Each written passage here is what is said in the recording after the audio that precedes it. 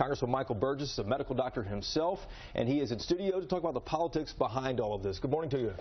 Good morning. Thanks for having me on. Absolutely. Welcome back. Should athletes and fans go to Brazil for these Olympics? Well, look, I don't pretend to be the advisor for all of the athletes, but what I've told people for a couple of months now, no case of Zika has occurred within the United States, contracted in the United States. The people in this country who have the diagnosis have gone somewhere else, gotten it, and brought it back home. And there may be 2 cases of personal transmission, but as far as the mosquito population, not yet.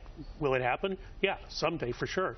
But now, if you don't want the Zika virus infection, don't go get it. And most importantly, don't go get it and bring it home to your loved ones. If someone gave you tickets to the games and flew you down there, would you go? Number one, it would be unethical for me to accept a flight.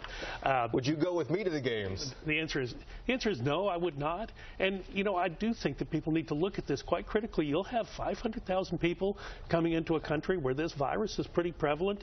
Is it really wise? Is it really morally responsible to bring 500,000 people to ground zero and then send them off to their merry way and see what happens? That is a terrible, terrible human experiment to conduct. What should happen? I mean, should they postpone the game? Should they take other drastic measures? I'll leave those decisions up to the International Olympic Committee, but I think the World Health Organization could do more about talking about this, and our own Centers for Disease Control could do more about this. It's not enough to say if you want to fight this virus, fight it with bug spray and condoms. That ain't going to get it. Let's switch gears to the politics on all this. President Obama proposed almost $2 billion to fight it. Senate Republicans said, we'll give you half that, about $1 billion or so. House Republicans have settled on 1/3 of that, $622 million, and you've taken a lot of criticism, not you personally, but House Republicans.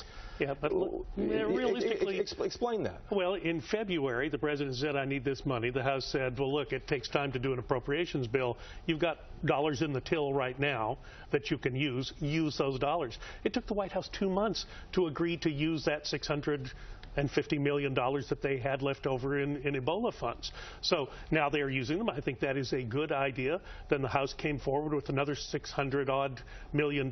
So that's now $1.2 billion that the House has put forward for the president.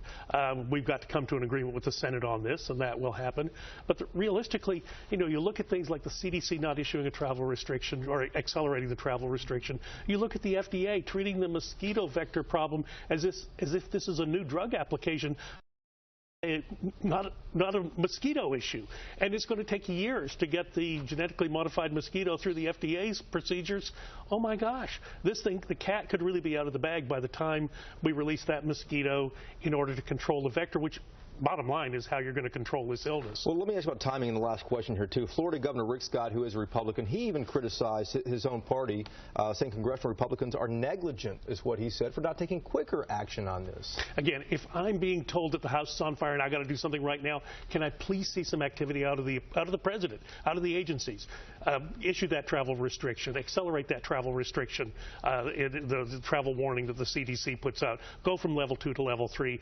Get the FDA into high gear with approving these mosquito vector controls and approving the laboratory developed tests that are necessary for doctors to actually diagnose the illness. The administration is not behaving as this is an emergency.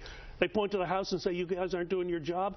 They're not doing their job. The morally responsible thing for them to do would be to say, look, people need to rethink travel to Brazil in August, and let's get the FDA working on these vector control problems. Then I'll listen to the fact that they need more money. Sounds good. Congressman Michael Burgess, good to have you here as always.